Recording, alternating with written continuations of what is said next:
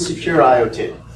My name's Marc Schneider, and I do research on IoT cybersecurity.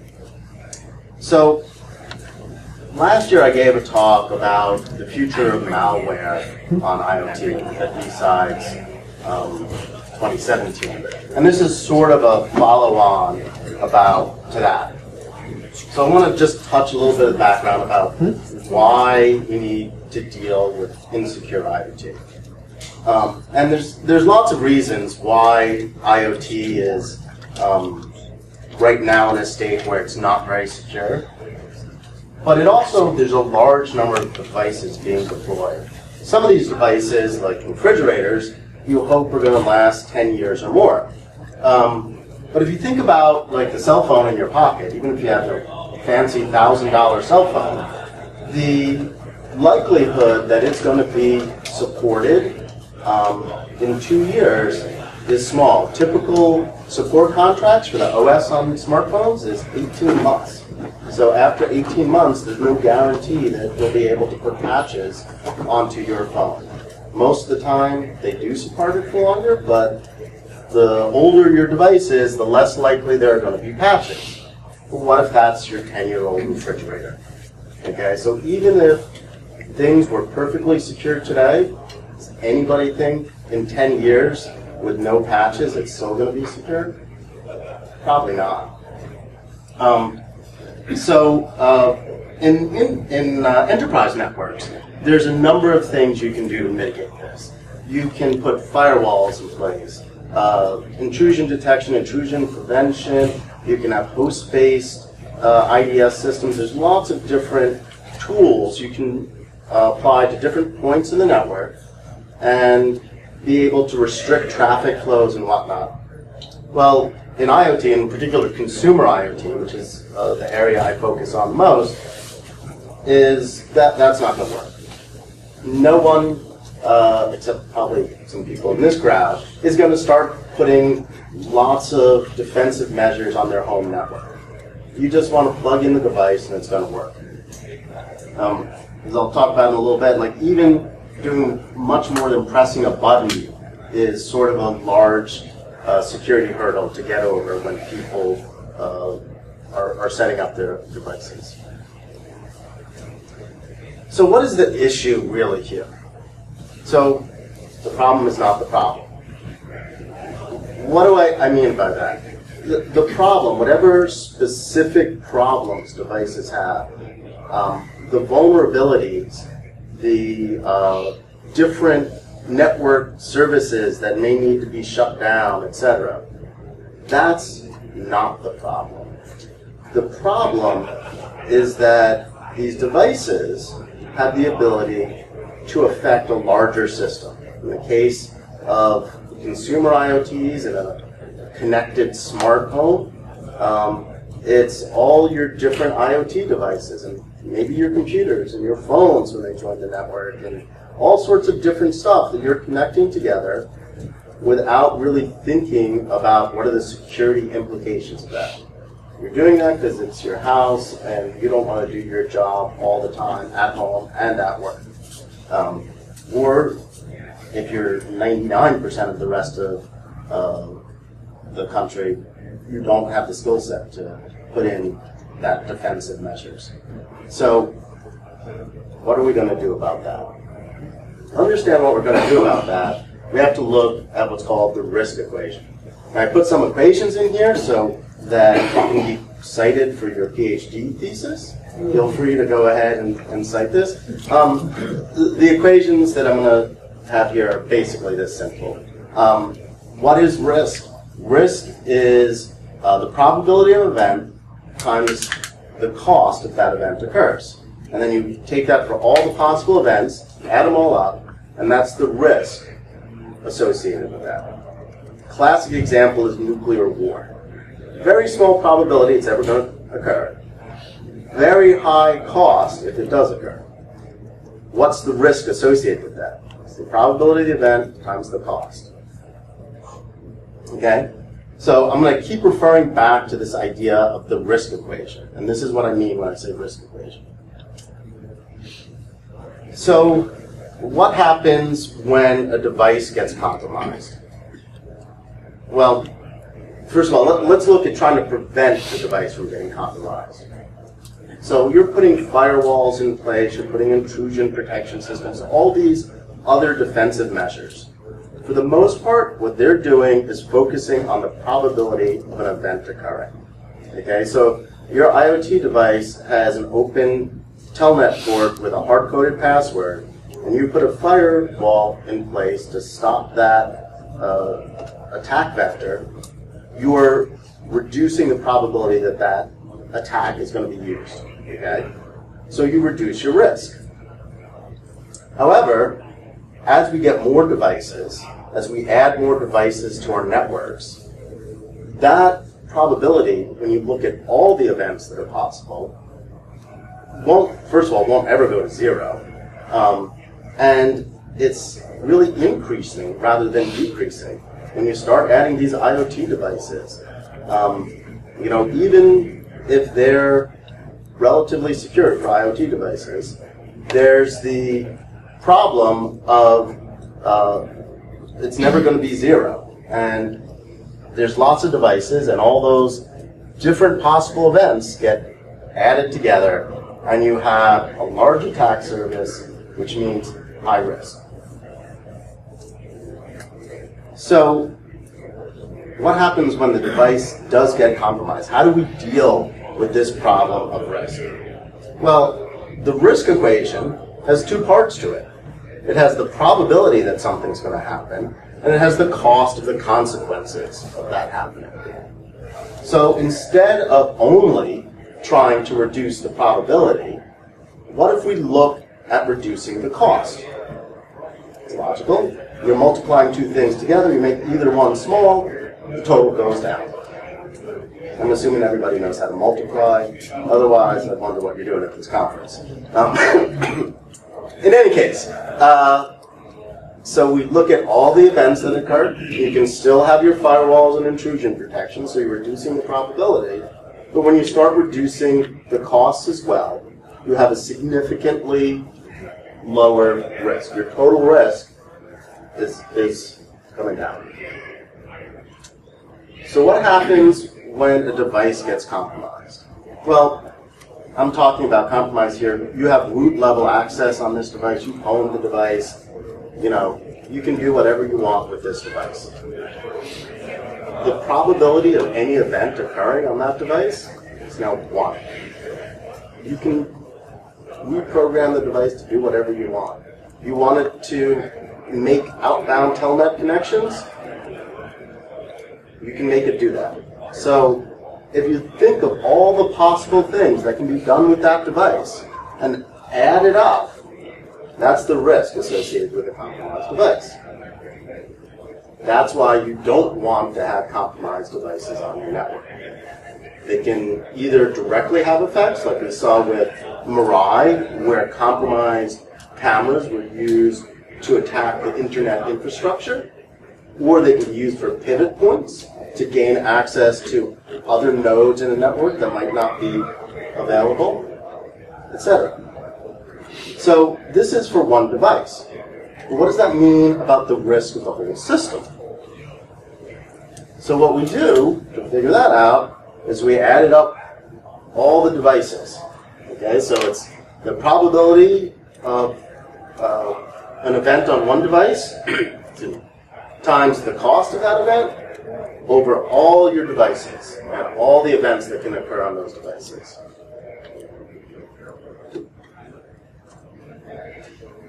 So instead of trying to, or relying on stopping these things, let's focus on the outcome. What do we really want to do? We want to make sure that your smart speaker embedded into your shower head, so you can listen to the tunes in the morning, is not going to make your refrigerator misbehave and cause all your food to go bad. Or if it's an enterprise example or some other thing, whatever, thermostat, let's say you have a smart thermostat, you want to make sure it doesn't bring down your production line in your manufacturing place. Okay? That's the goal, because you know that you're never going to prevent everything. So you want to make everything less harmful.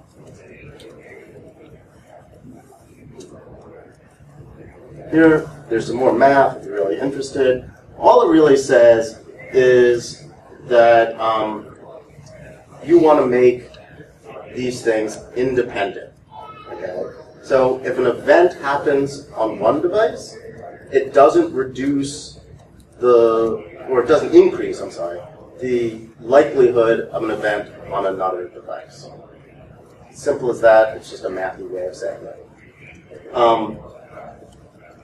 So we do this by isolating the effects of the compromise.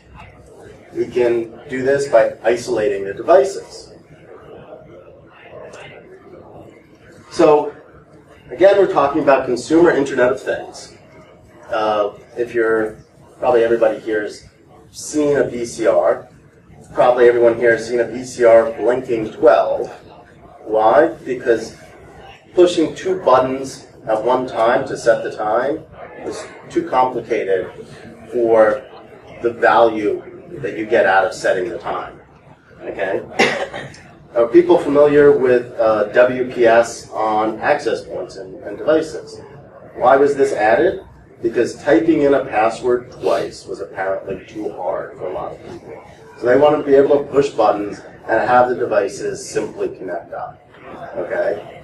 Maybe in the fancy implementations you type in a PIN that's fixed for all of that device class. But the thing is, these were the types of security controls, the security support that was put on consumer-level devices. So you can't expect your consumers are going to do anything much more complicated than push a button. One of the approaches to automatically isolating is to use a protocol that's being developed by the IETF called MUD. And it's the manufacturer's usage description. And basically what it says is it's a way of communicating what the expected behavior of a device on a network is. Okay? So if I have my smart light bulb and it's supposed to be talking to 2 addresses in the cloud, it should only be able to talk to those 2 addresses. If, I see my light bulb transmitting 10 megabit files for 15, 20 seconds, there's probably something wrong with my light bulb. So you can do traffic shaping and limit the amount of traffic in these devices. You go to a typical consumer, tell them all this, they're going to look at you with a blank face. So it's automatic. What happens is a MUD-capable router access point would automatically configure itself to limit your smart light bulb to acting like a smart light bulb and nothing else. But what about on the local network? It's great that you can't go and take down a DNS provider because your device got compromised, and so did 500,000 other people's devices. But what if it starts moving around in your network and spreading malware or giving people access to install keyloggers or screen scrapers on your computers to get your bank account information so they can drain it? That would be a high cost in this device. So a lot of access points have a guest feature where you don't have to give out your regular password. You can have a guest password, and that guest password allows them to access the internet, but not your internal network. Dr. Schneider, one of the things that I heard about for people is if we assume that they can plug in a router into their Comcast or their AT&T, if we assume they can plug in one, we assume they can plug in 2. And so it's called the 3 dumb routers. And you have your dirty network, which you can put all your light bulbs and your refrigerator on. And you put your computer that actually has your financial data and all that on another network, and you put them on completely different subnets so they can never talk to each other. Is that simple enough, or is that even too hard for people to plug in 3 dumb? That's too hard, and people are going to say, why do I have to have 3 routers in order to listen to my streaming music in my shower? They'll ask you why you have 3 internets.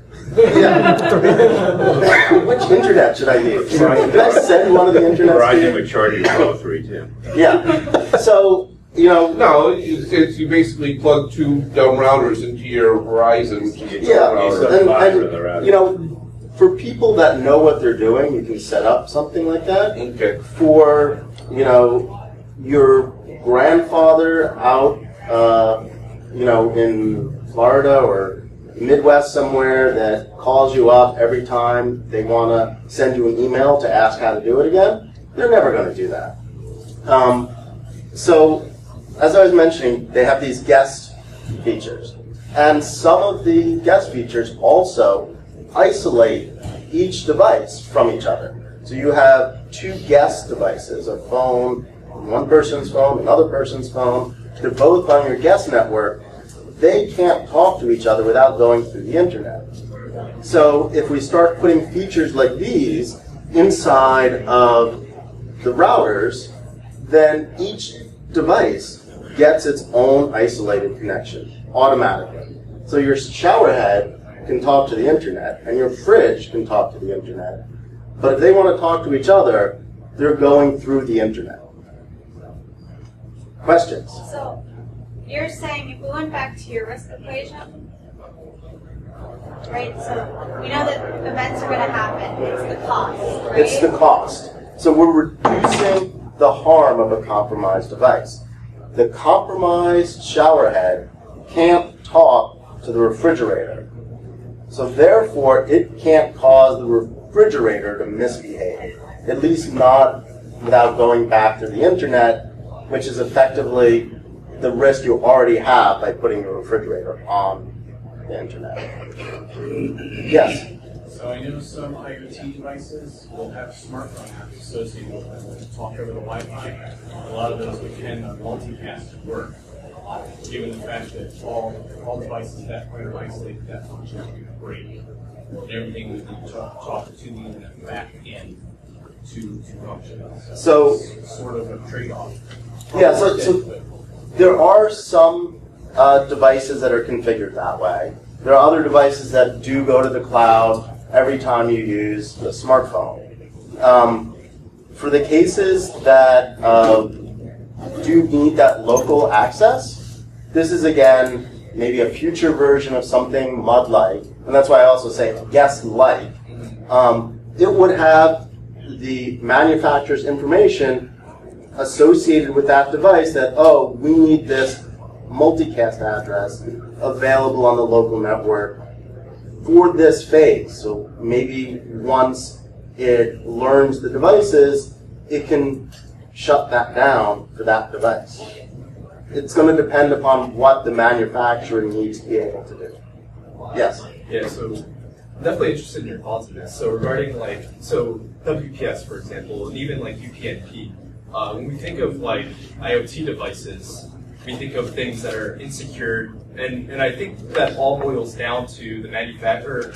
Yeah, the manufacturer basically designing systems that are meant to be simplified, because we do sort of by default, like we make the joke about users being, it's a layer 8 issue, it's the user's fault, they're stupid, things like that. Yep. But really, when you actually think about technological implementations, like we're oversimplifying things, and then thus there are vulnerabilities coming out of those things. So we're sort of training the user to do things that I don't know what your thoughts are on that. Right. So that is one thought. You want to make it very simple. There's also, from the manufacturer's perspective, support. You make it too complicated to do, you're going to get more support calls. It's going to raise the costs associated with it. Sure. Okay.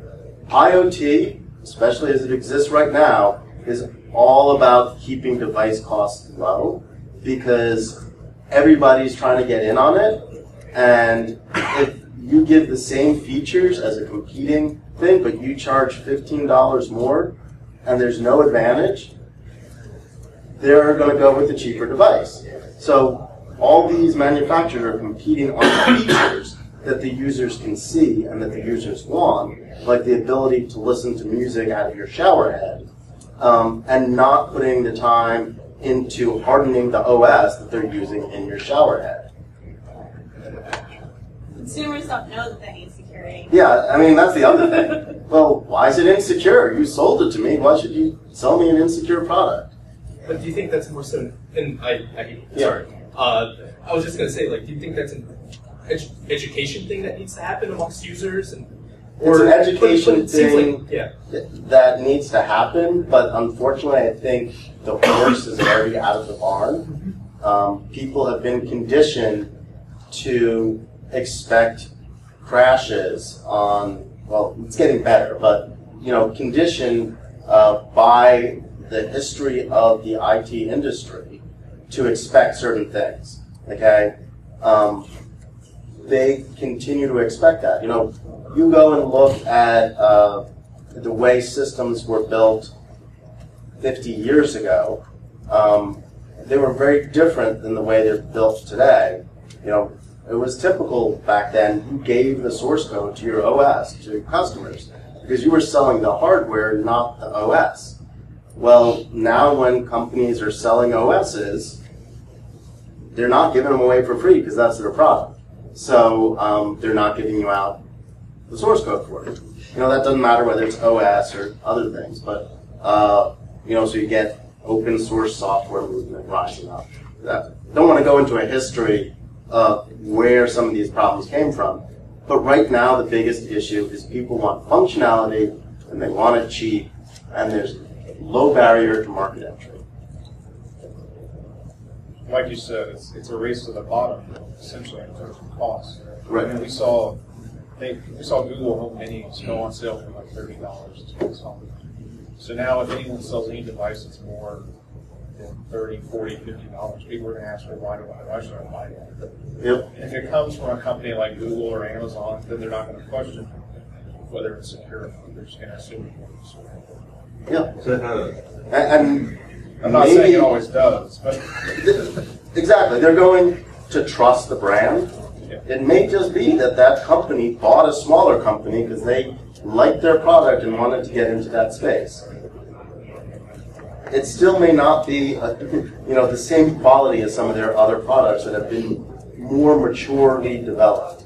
I deal with people that's very complicated because people don't care. They say, well, it's secure, it's cheap, it does what I want, I don't care, I have nothing to lose. And then if you go to the web and see what people put on the web, it's telling you the privacy and things that people put. It's not really something you care. So you can't change people. It's very hard to change this problem. It's either regulation, government says, whoever does best, we're going to find a lot, or we have to live with this. Right, so generally industry doesn't like to be regulated.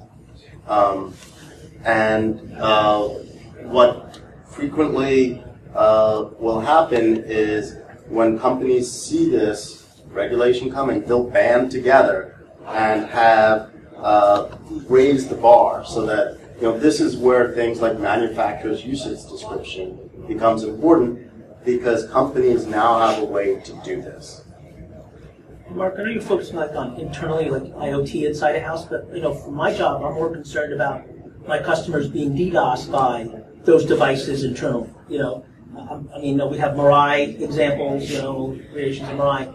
That router that you mentioned before, that functionality, is it envisioned that it would also detect potential DDoS attacks coming out of the network and block that? So MUD is an example of a technology that would be really helpful preventing IoT devices from being used in a DDoS attack.